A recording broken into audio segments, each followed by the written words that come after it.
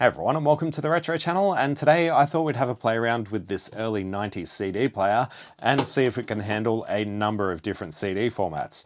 And if it can't play them, can we give this thing a tune-up so that it actually will play them? Now, as you may know, earlier CD players from the 80s and early 90s can really struggle to play things like CDRs and rewritable CDs, and also things that don't conform to the compact disc digital audio standard or Red Book standard. Of course, as CD player technology advanced, a lot of those things became a non-issue. But these days, I imagine a lot of people buying a CD player are either looking for something that's brand new or they're looking for something that's vintage, which I guess is what this kind of falls into. So what we have here are a number of different CDs.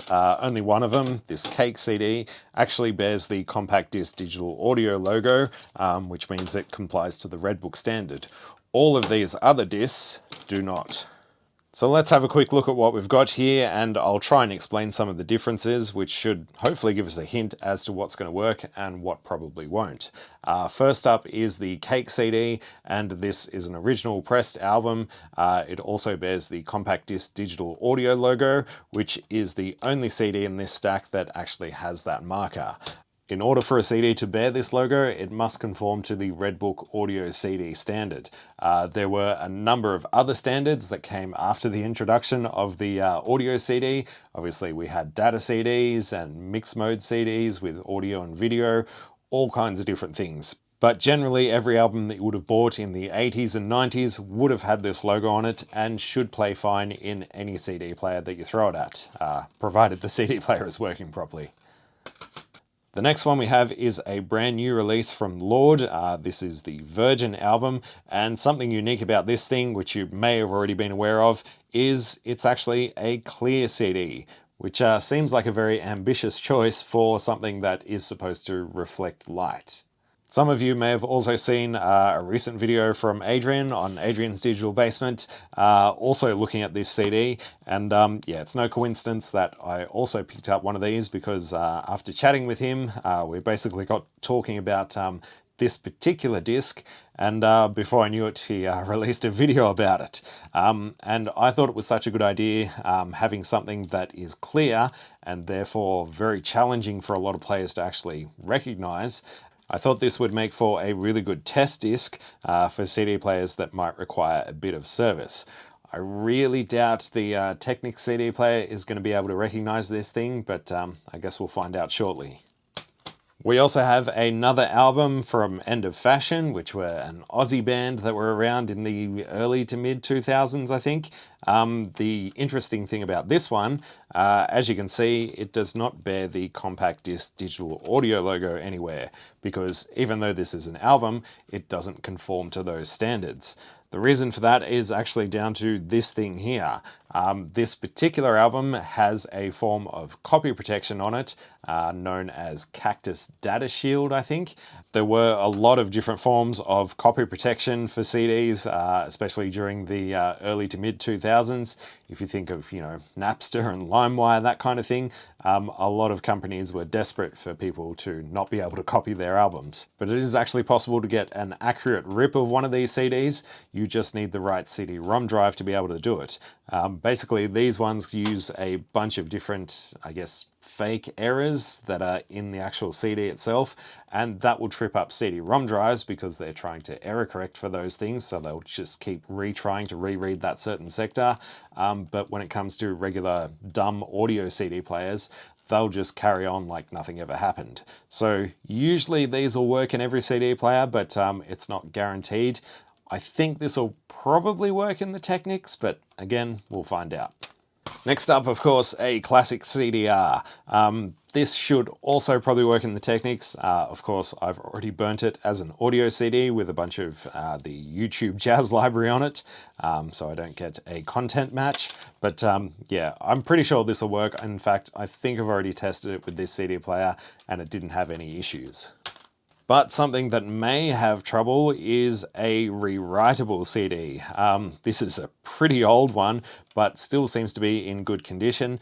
So I burnt a bunch of audio tracks to this as an audio CD. I also did a verify pass and everything went fine. But I don't know if the Technics will be able to play this one.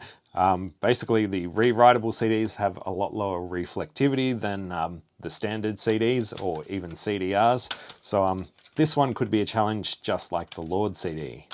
But speaking of reflectivity, the classic PlayStation discs. As you all probably know, these have a black underside.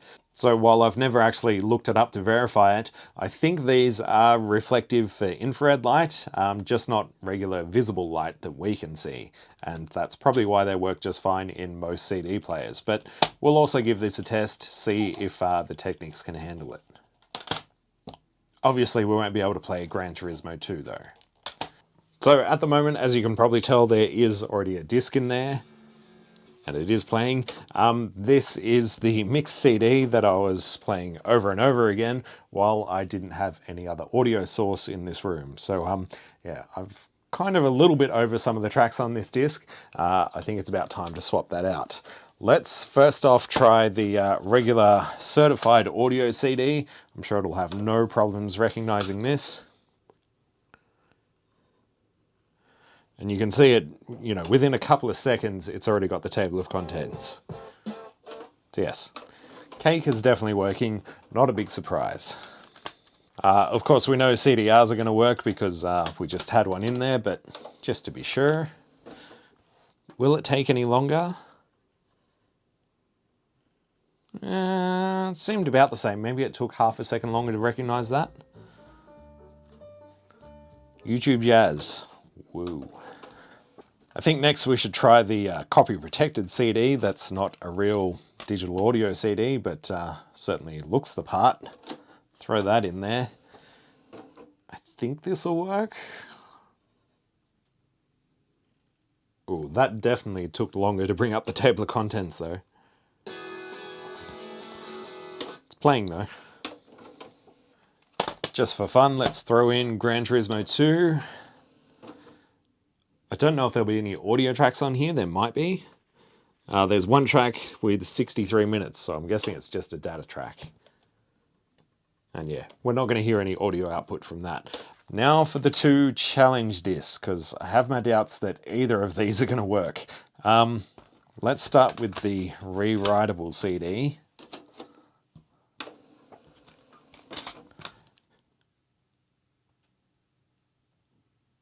And there's nothing happening. Nothing on the display, and it sounds completely silent. Yeah, I can't even hear it trying to spin up the disc, but I know this does work as an audio CD in slightly more modern CD players. So yeah, it's almost as if it's not even recognizing that there's a disc in there. We'll take a closer look at that when we pull the cover off this thing. Rewritable CDs are out. The true challenge, I think, is going to be this clear disc. If I can get the bastard open.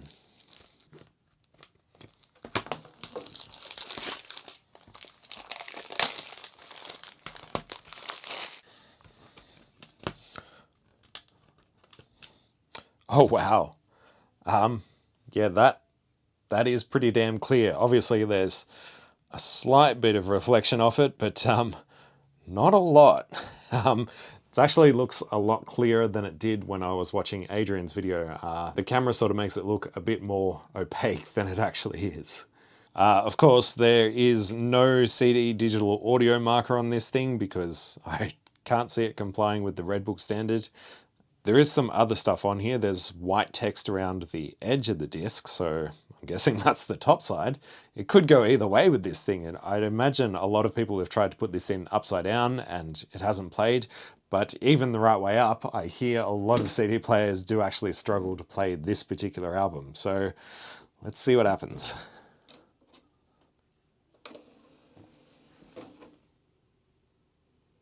Oh, it's spinning. We've got a table of contents. Wow. Ooh, it did struggle to get to track 1 just there, but it's playing. Probably can't play very much of it, but oh yeah, it's definitely struggling to find track 2.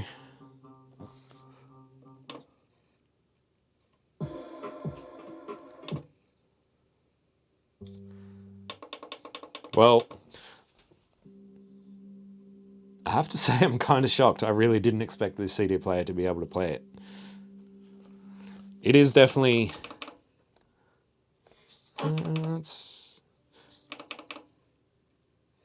okay, it seems to struggle with the first few tracks. Just finding the start of them. Oh. There it goes. The outer tracks, it doesn't seem too bad.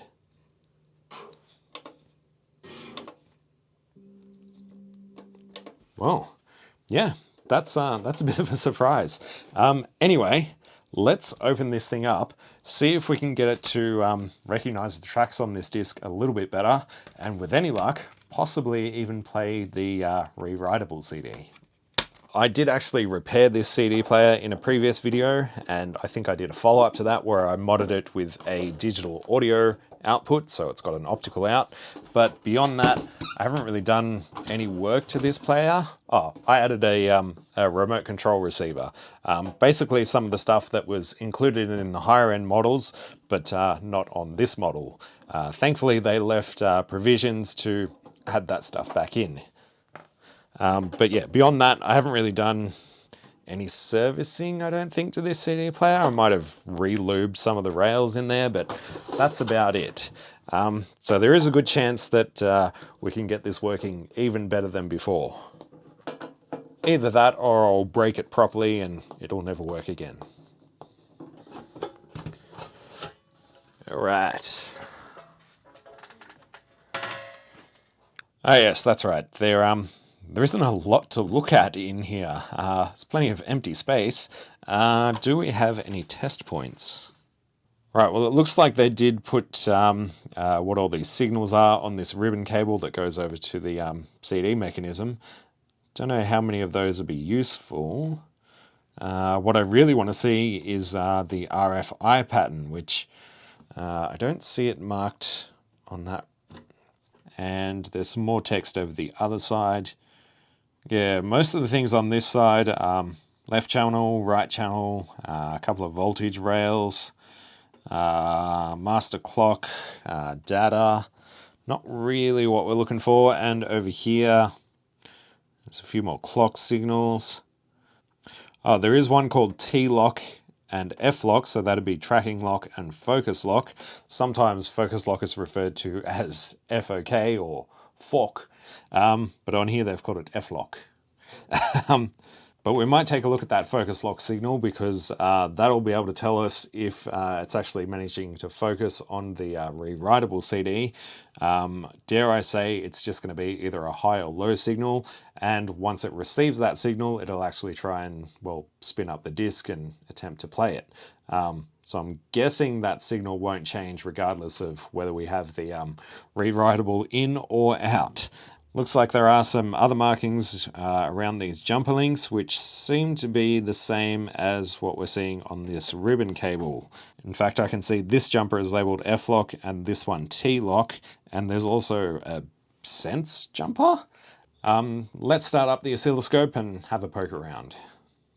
So we'll start out with the YouTube Jazz CD, and I guess we'll start by just poking at the focus lock, which is currently low. Oh, now it's gone high when it after it read the table of contents. So low is when it's actually locked focus, I guess. And I'm guessing T-lock, which would be tracking lock. Oh, there is actually a little pulse there. So I wonder if it's struggling to track this disc correctly, and we're getting a slight, little bump there, and now it's gone. Can I force that to come back? Oh yeah. Yeah, it really doesn't like me slapping the bench. So focus lock obviously goes low when it's obtained optimal focus by moving the lens up and down, and tracking lock would go low when it's obtained optimal tracking. So the lens could also move laterally as well. Curious what sense is. Oh, there's something there, isn't there? I wonder if that's error sensing. Oh yes. So it's still playing just fine, but obviously we're introducing a lot of errors which it's compensating for. So in theory, with a press disc that doesn't have any scratches, we shouldn't see anything on this sense pin. What I don't see here is anywhere to find the RFI pattern, which would be the signal coming directly off the optical pickup. So it's possible it's being processed. Obviously, there's a board underneath this CD mechanism, and all we get over here is just a few basic signals and obviously the audio output. But yeah, definitely no eye pattern over here. Let's throw the Lorde disc back in. See what we see over on this board. So tracking seems happy, it's just sitting low, so that's a good sign. Focus lock should be low unless I actually, properly mess it up. And sense, yeah, we're still getting little glitches there. So I wonder if that is in fact, sort of error correction sensing or if it's something else. It definitely gets angry if I just tap the bench, so it's got to be related somehow. The cake CD is actually a little scratched up. See if I can find a disc that's in better condition. Well, I found a disc that's in far worse condition. There's a lot of scratches on this thing. Let's have a look at that sense pin. Oh yeah, there's a lot of activity on that now. I'm pretty sure the outer tracks are where most of the scratches are. Yeah, it's not happy. In fact, I can hear a bit of clicking in the audio now, so it's definitely having an effect. I guess it can't correct for every scratch on that disc. Right, here's one that's in fairly good condition. There are some minor scratches, but overall not too bad. Oh yeah, it definitely looks a lot happier. There are occasional little peaks, but certainly not as bad as what we saw with the Def Leppard CD. Now, like I said, this particular disc has some form of copy protection, which sort of introduces a bunch of errors on purpose. So let's have a quick look at this one too.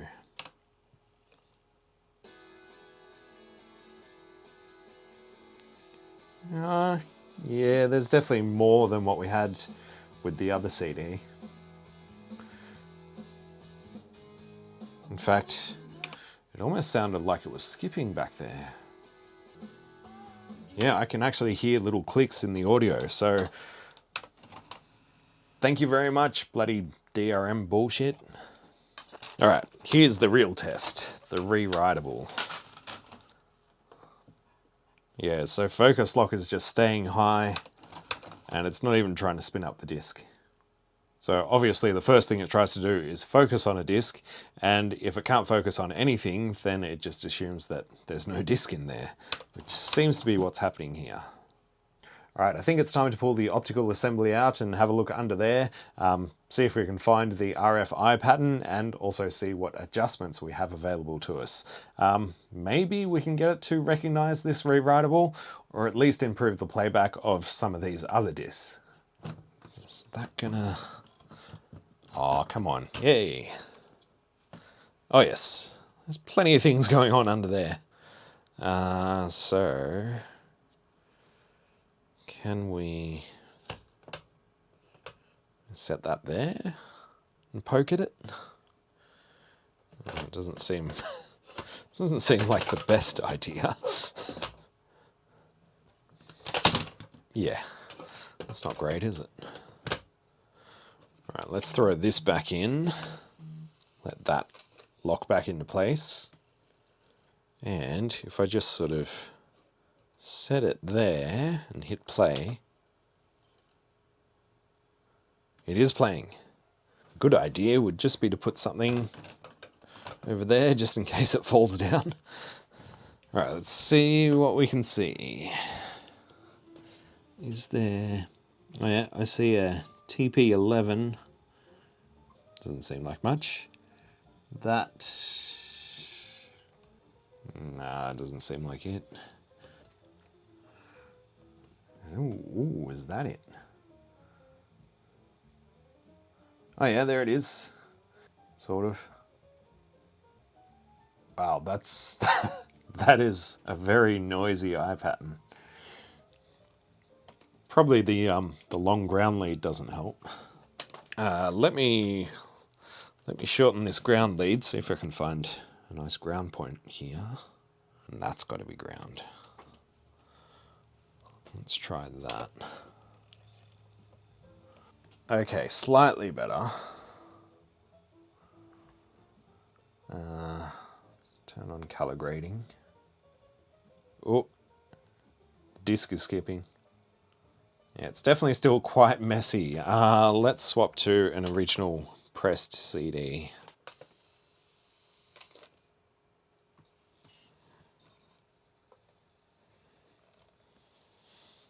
Yeah, it's slightly better. Still not great. So those little sort of diamonds that we see are the eyes, and the idea is to get them as clear as possible. So you can see there is sort of a lot of noise around all sides of them. That may be just down to the age of this player, and we might not be able to improve on that. But let's first clean the lens. That should be the first step for everything, and see if that makes any difference. So I'm going to use some of this stuff, which is designed for cleaning eyeglasses and contact lenses. In theory, it's probably better than IPA, but I don't know. Just give that a light rubbing. And use the other side to sort of dry it off. Yeah, I don't see any major issues with that lens. It looks clear. It's not like cloudy or hazy or scratched up or anything, so I don't think that's going to make much of a difference. It is possible for dust to get underneath the lens and obviously go on the other side of this lens piece, and also to the mirror that's below the lens, which reflects the laser going up to the disc and then coming back off the disc into the pickup. But that's pretty much inaccessible on most players. And even if you do manage to get to it, you may end up breaking something else in the process. So I'm not going to go that far. Let's throw this back on and see if it made any difference. Yeah, it looks more or less the same to me. So what adjustments do we have available? Looks like there's a trim pot down in there. Maybe there's one down there too. There's nothing on the main board, so yeah, everything obviously that we have available is on this little board. Probably should check the service manual first. All right, here we go. So yeah, it does seem to have all the adjustment procedures in the service manual, as expected. It also shows that what it suggests is to put the optical drive assembly like this, and then adjust everything this way, which is probably a better idea rather than having it upside down, but not as good to see on camera, especially with the overhead camera. So I don't know. Anyway, what we need, obviously some of these test discs are basically impossible to find these days, hence the Lorde CD. Obviously a scope, an Allen wrench, some lock paint, extension cable kit, and yeah, here's the example of a good eye pattern. Connect the scope probe across TP702 and TP703. That wasn't where I was measuring it from. I was getting it from TP10? Oh, okay. TP702 and 703 are somewhere. There's IC702. Oh. Oh. Okay.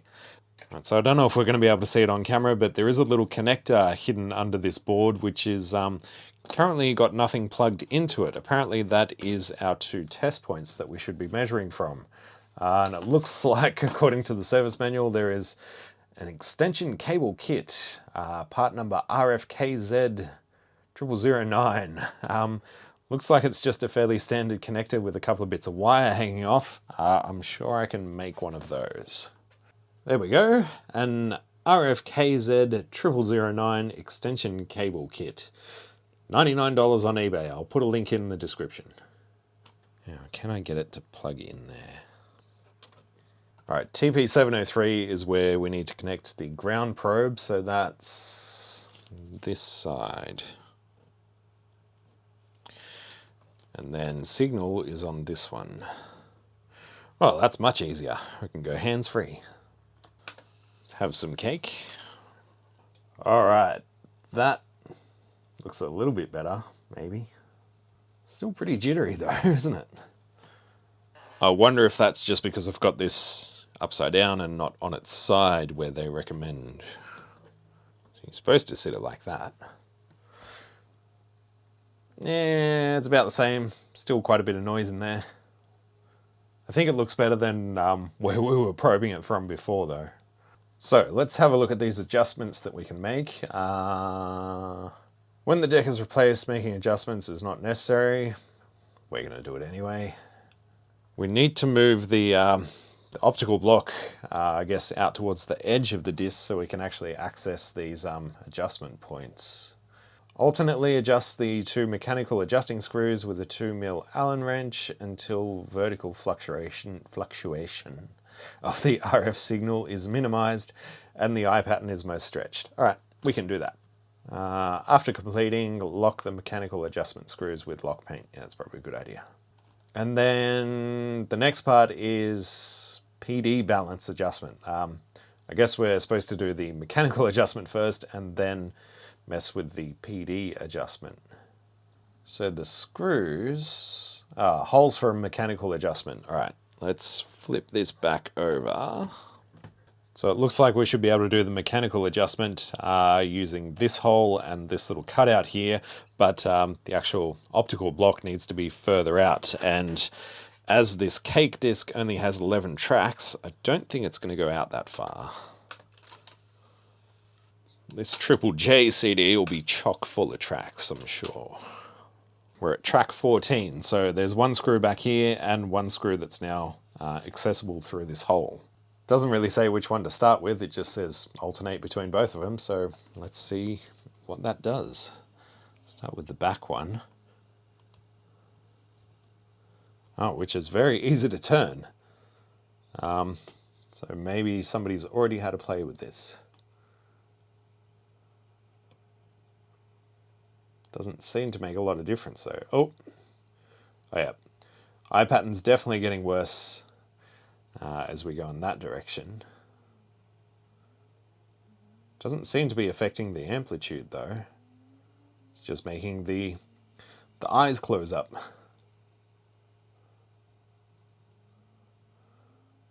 Alright, so it's, I guess, sort of clear around there. It's still very noisy. Is the other one still in the right spot? Oh yes, and this one feels even looser.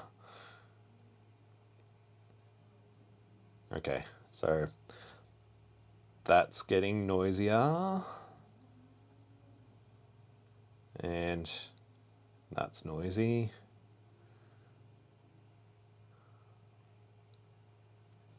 Somewhere around there seems okay. Doesn't really look that much different from when we started. Yeah, still doesn't look great though, does it? Maybe we should try a different disc. Let's try the Lorde CD. See what the RF pattern looks like on that. After watching Adrian's video, I know that the RF eye pattern should be heavily reduced with this thing, but I guess we're about to see by how much with this player. Alright, well, it still managed to read the table of contents, so I don't think I made it any worse. Not yet. Oh, well, it's actually not that bad. Like, it's a lot more noisy. But yeah, if you haven't seen Adrian's video, definitely give that a watch. To spoil a little bit of it, he got a much lower RF eye pattern signal off this disc. So yeah, this is a bit surprising. Maybe he got a dud copy. 11 tracks. I don't don't think that's going to be enough tracks to get to these screws though. No. Right, after a bunch of stuffing around with those adjustments, I made things far worse before I made them better again. But I think we're pretty much back to square one. Maybe it looks slightly improved from before. But yeah, CD player still seems happy. This is the Triple J CD with the huge number of tracks on them. So let's swap back to the, I guess we'll go back to the Lorde CD, see how that's doing. Hopefully it can still play it. I mean, it did struggle a little bit at first, but it managed to read it. So, okay, yes. We do have the table of contents. Sorry, you can't actually see any of the front display at the moment, but it did read it okay. And it is playing okay. In fact,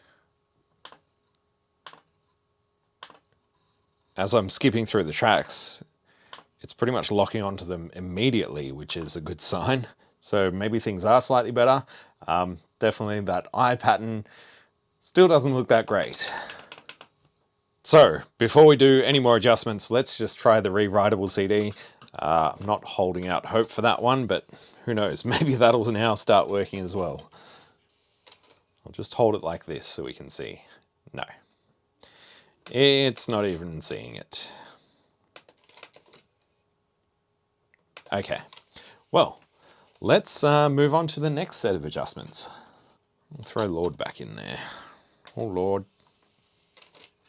So we've done the mechanical adjustment. Maybe that helped.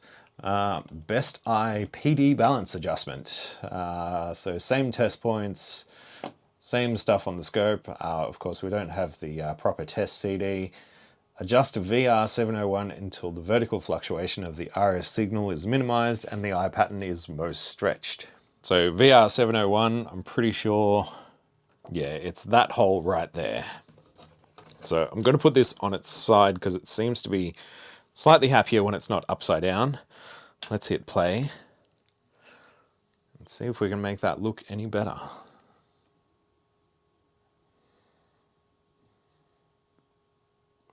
Doesn't seem to have much effect, to be honest. Oh, okay, it's definitely worse when we go that way.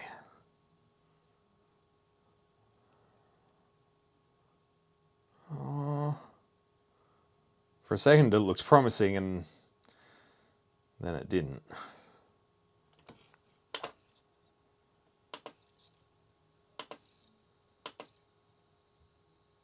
Still skipping through tracks just fine.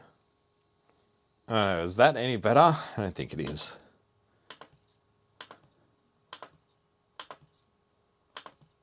It's definitely not struggling finding tracks though. Seems like an improvement. Maybe. Come on. Nah. Not interested. I wonder if I can find a point where it is interested. Or just does something, anything.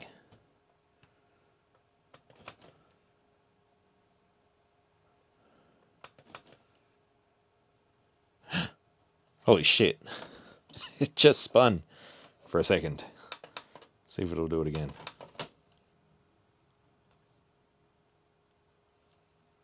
It almost sees it. It kind of sees it. Not getting anything on the display. I don't think it's just given up. Okay, let's keep going.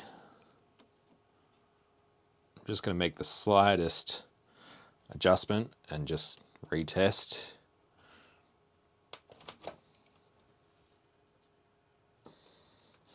It seems the best I can get is 1 or 2 spins, but it quickly gives up.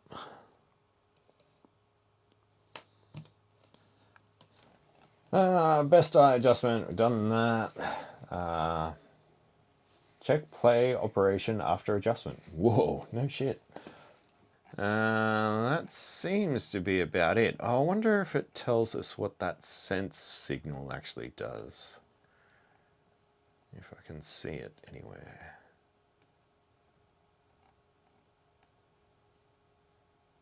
Sense. Sense signal. Thank you. Oh, okay. It actually tells you a little bit about the servo system, you know, the tracking and focus servo. So, newly developed digital servo system is adopted in the servo circuit of this unit's CD player instead of the ordinary analog servo system. So, yeah, this is, I guess, kind of what you'd get in like an 80s CD player, and then moving into the 90s, they, you know, advanced that a little bit. So basically what we have down here is the optical pickup, which is divided into 4 sections. Different players will divide it into more or less sections, but basically the reflected light will hit this pickup, and ideally it would hit it in the center of all these, so they're all equal. But if it, say, moves to, you know, there's a little bit more in A or a bit more in A and B, that will allow the focus and tracking compensation to actually adjust automatically for that kind of thing. So the reflected light always hits the center and gives us the strongest output signal. So yeah, that's kind of a really high level overview of how that works. There is a really good book which goes into a lot of detail on how CD players work and also how to service them. I think you can still buy it on places like Amazon, but you may also be able to find it in certain online digital libraries. And there's a little flowchart of what happens when you put a disc in. Don't really need to go through that. You can pause and read it if you want. Ooh, and here's a massive flowchart. Troubleshooting guide. No CD playback. Does the disc rotate? No. Remove the test disc. Yeah, I don't think any of these flowcharts are really going to help us to get this thing to read a rewritable CD. It's just not cut out for the task. So at least we got the Lorde CD playing slightly better. Yeah, reads the table of contents nice and fast and starts playing, so yay.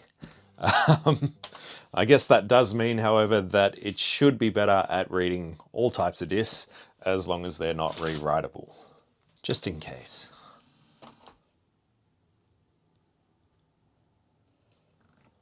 It tries. Oh, it actually gave it a second go.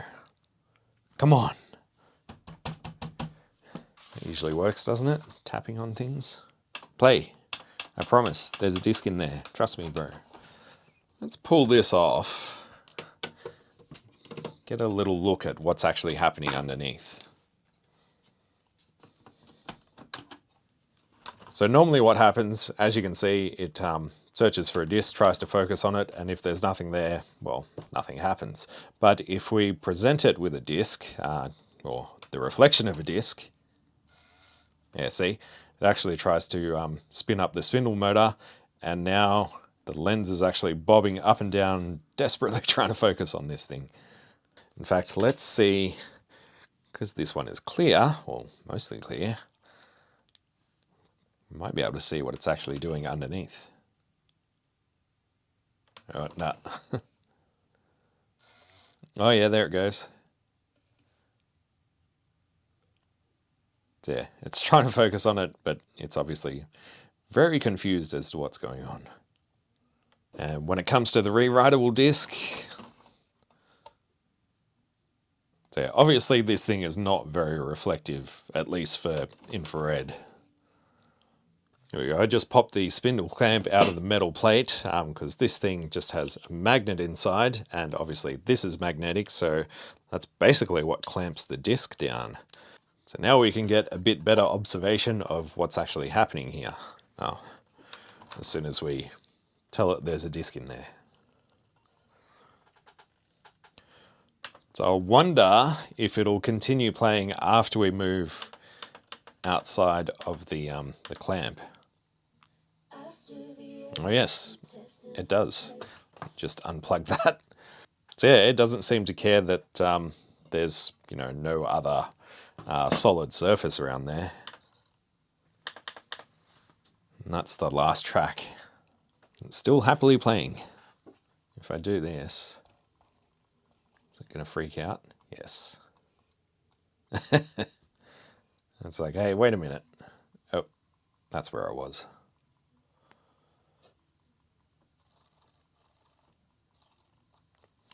It's probably really hard to see on camera, but when I touch the disc, the actual lens itself also moves because it's trying to maintain focus. While we've still got that in there, because I can swap the disc without opening the tray, what happens if we put something else in there? Will it automatically update the table of contents? No. And it does appear to be playing.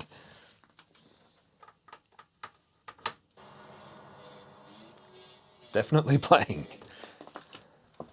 So if we go... I assume it's still getting the right start of the track. I should have left that plugged in for a little bit longer.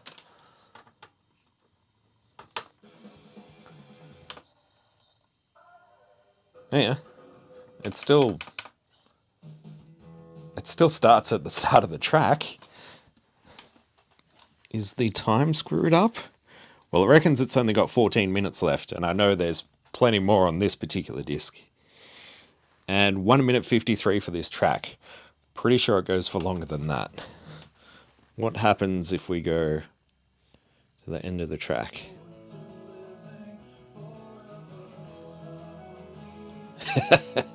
So yeah, this track is definitely still going, but because it thinks it's still playing the Lorde CD, it's just going to hang out, I guess, until the end of the track, and then the end of the actual track, and then it'll update to track 8.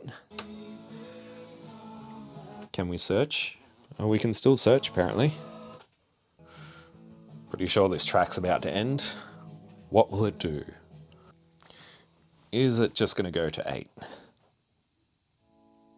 Yep, and just carry on like nothing happened.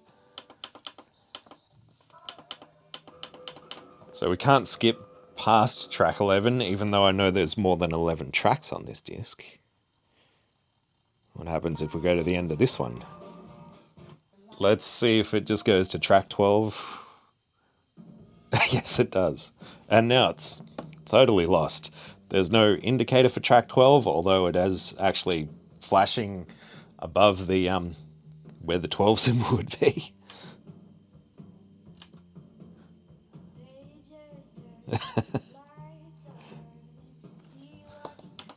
Oh, and now we can... Now that we've broken out from track 11, apparently we're allowed to skip to the higher tracks. I don't even think there is a track 22. Oh, yeah, it's just going to let us keep going by the looks of it. Yeah. 21 is the last track. It doesn't know how long it is or anything, but it's going to keep playing anyway. So now if we go back to 11... now we can't go back to 12. That's kind of funny. So, if it still thinks that disc is there, and it doesn't have to try and focus to get the table of contents off it,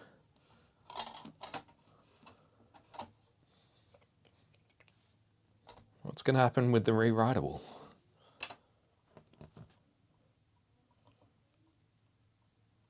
Nothing.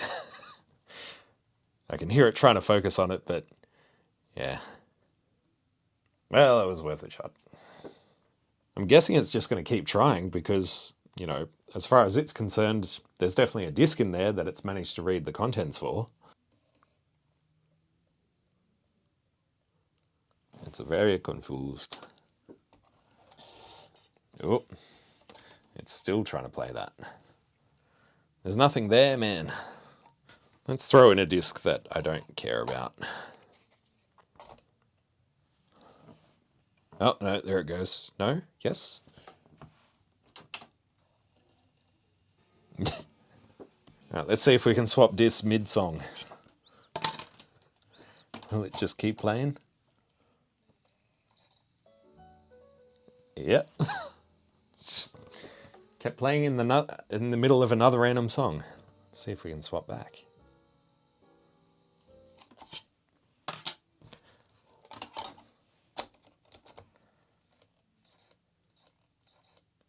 Oh. Oh, didn't like that. Yeah, it's still playing the same song as it was before. Woohoo. Well, I think that's enough of this. I'm quite surprised that the clear Lorde CD just played without, well, any major issues, but it actually plays a little bit better now. Yeah, no chance for the rewritable CD, but it's not a big surprise. A lot of, especially pre-2000 CD players, will really struggle with these things. I guess that's it for this one. Let me know if you enjoyed it. Thank you all for watching. A huge thanks to the people that support the channel on Patreon. If you want to do the same, links to that are in the video description. You'll get ad-free early access to all videos, along with discounts on the Tindy store, and some, random behind-the-scenes stuff. Yeah, that is it from me. Thank you all for watching. Bye. Oh, hey. Yeah, I just finished editing this video and realized I didn't put any statistics for the time it takes to read the table of contents again. So let's do one more round of tests, see if I really did improve anything in that regard. The original disc. Seemed pretty quick. Obviously, I will be putting the figures up on screen, so you'll be able to tell the difference. I'm just going by feeling. CDR.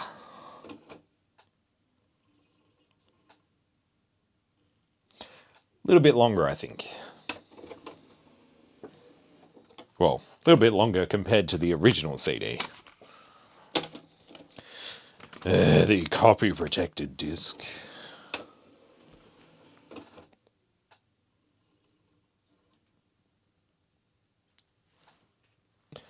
Definitely longer. In fact, that might even be longer than when we first tested it. Let's go one more chance. Give it one more chance, just in case.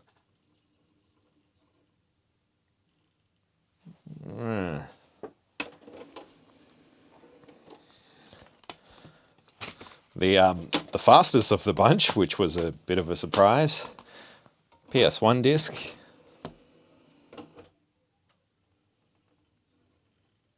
And it wasn't a fluke.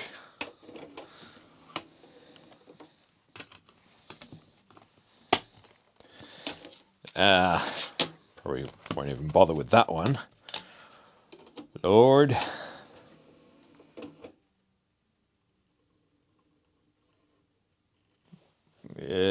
Seems about the same, I think. In fact,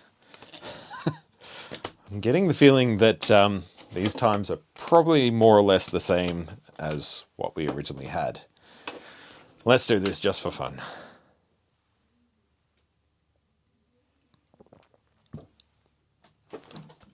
No. All right, that's it.